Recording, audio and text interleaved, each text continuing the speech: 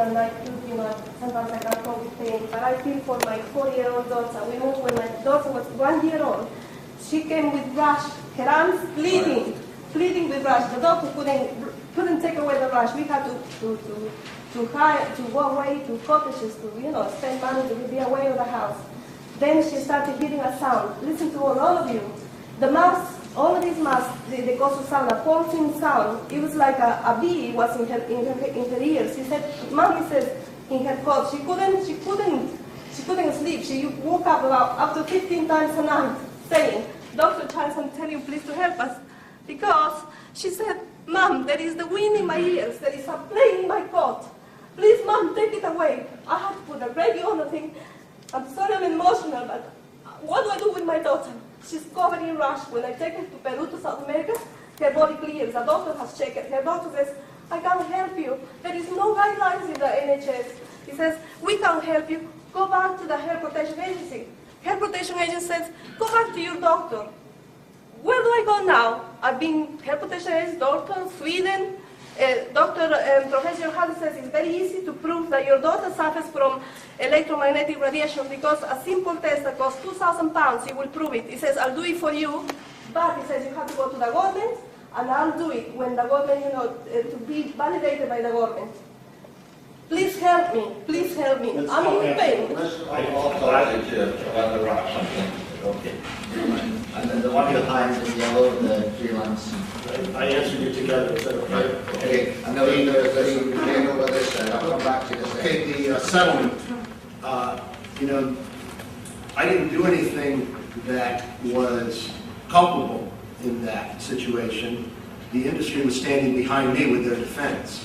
They said, see, we gave money to this guy, and he did the research, and he's out there blabbing about it. And that's why the plaintiffs wanted to settle. And I felt that simply giving the plaintiffs money without doing something constructive for everybody else was not a good way to go. And that's why we asked for the money to set up the registry. The question about the 3G. One thing that we're doing in communities in the United States now, that we're working with those homeowners to put in fiber optic bypasses so that, it goes back to a common law theory of criminal trespass. If the radio wave is something dangerous and you don't want it on your property, then, at least in the United States, you can bring criminal trespass actions against the heads of the companies who have the responsibility. And what's possible is to establish a shield and then a fiber optic bypass around your property so that you do not have to have those radio signals in your property. If a whole street of homeowners works together in the same manner, now you have a fiber optic bypass around the whole community, and before you know it, you can tie that into the fiber optic infrastructure you already have in place, and before you know it, you have a fiber optic spine, and then you are able to have a distributed antenna system with noise field protection at the nodes. This is a solvable problem. It is not necessary for people to be sick from this technology. I'm very, very interested to follow on your preparation. I'm very pleased to hear how guests. From any lawyers, the notion of criminal trespass is quickly, then really awesome question. I want to answer the question. There's litigation ongoing in the United States now. There are 7 different class action lawsuits that have been brought. There are 7 different personal injury lawsuits that have been brought. And the basis for those lawsuits is that the industry knew and they lied about it. Evidence in those lawsuits show that while on the one hand the industry is filing for a patent that says we need a shield inside the phone because these radio waves are dangerous, and at the same time, during the same year, in the phone user's manual, when you buy a new phone, it says there are no studies that indicate that cell phones are dangerous. Now, I want to raise one other point. And again, this highlights the difference between research and clinical intervention. Research and intervention. There are a number of published epidemiological studies out there, as Dr. Chalice has pointed out. From a research point of view, Dr. Chalice and others look at that and they parse the data and they say, well, it was only marginally statistically significant there, and that's what researchers are supposed to do. It's what they do for a living. When we look at those studies from an intervention point of view, we know that in those published epidemiological studies, there are more than 300 statistically significant increases reported between cancer and benign tumors and cell phone use.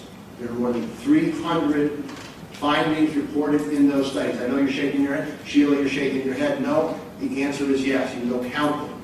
Now, from a surveillance point of view, we look at that and we say that means we need intervention. Okay, let's have 3 last questions. 1, 2, 3, 4, and that's it. Okay? Right, 1. I'm very concerned that Dr. Judge hasn't considered the German research findings. Professor Karl has actually done a summary of 1,500 studies in Russia looking at EMFs and resilience of EMFs. There are plenty of studies. I'm drowning in the stuff because I'm getting them all the time and I can't translate them all. And they all show effects, similar to those effects Dr. Carlo has mentioned. But there seems to be nobody who is able to translate it in this country. I'll let you come back. Yes. My name is Tom East, and I live on the base stations of Hutchison, Orange, and Vodafone. And I went on the roof the other day in Oxford Stoke. My blood pressure afterwards went down to 117, 17. The next day it was 180, 120. I'm just wondering, does it have an effect on the heart when you go there? Okay, and Ms. Julia, yes. I'm a householder, and in our community there's masks getting put up all the time, and we're constantly fighting the masks. My son and I have got burn damage, and I want Dr. Chalice to tell me that I am safe in my house. Right, and the woman behind this, yes. Well, I'm just going to make the point that in this country we have a huge resistance to this person's benefit. And there's too much reliance on the word of science at the moment and not enough epidemiological studies of the environment. And people, the public, like Sylvia and many other people in this room, have come up against the planning board in this country over and over and over again, which sends them round and round in circles because at the moment the public is not being safeguarded by our planning authorities because they are not, for some reason, the legislation to change to full planning rather than full provisional isn't being taken seriously. And furthermore, I've come across local councils are very ill-informed, as are their planning departments, and they make the wrong decisions when the public confers their consent. And the other trap that is happening in this country is that local councils fear opposing siting of communications masts installations, because when corporations appeal against them, they have to pay the costs. And so it's a passive form of control in local authorities who fear opposition. And so what I'd like to see the government do is to enable local authorities to make independent decisions without fear, by covering, if they have to, by covering the costs of those in opposition.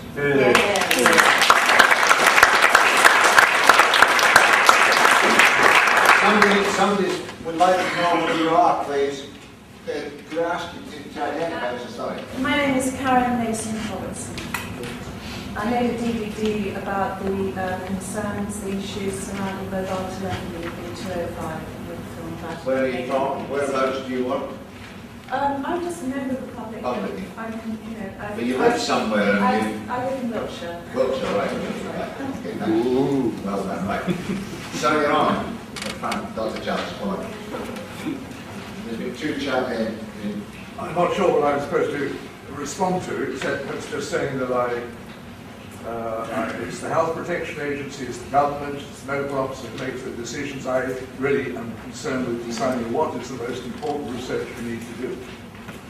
So that's my role, and to analyse, to help with others, many others, to help decide, as George Carlo said, to try and sift through the large number of papers and the huge amount of literature that comes out, and try and decide what is wrong, because it's not being replicated, what is right and what is uncertain. It's on the uncertain we try and base the research. Well, the question was specifically about Germany, I think.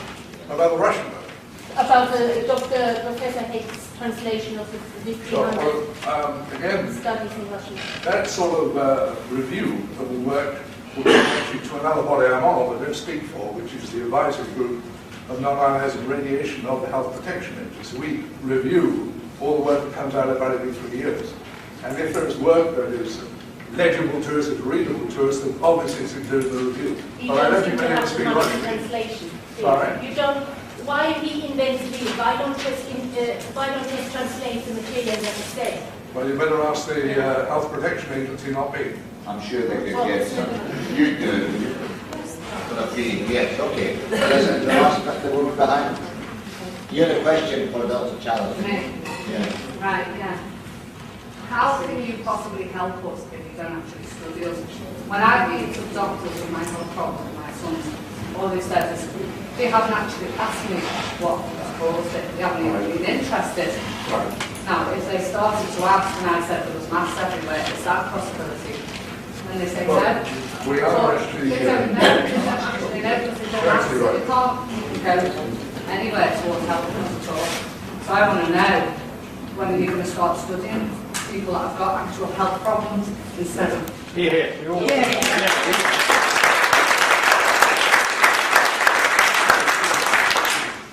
Well, I'm not a medic, and most of the people on the committee are not medics. We can't actually in a position to study people. What we can do is look at epidemiological study of masks. And we're doing that both by volunteer studies.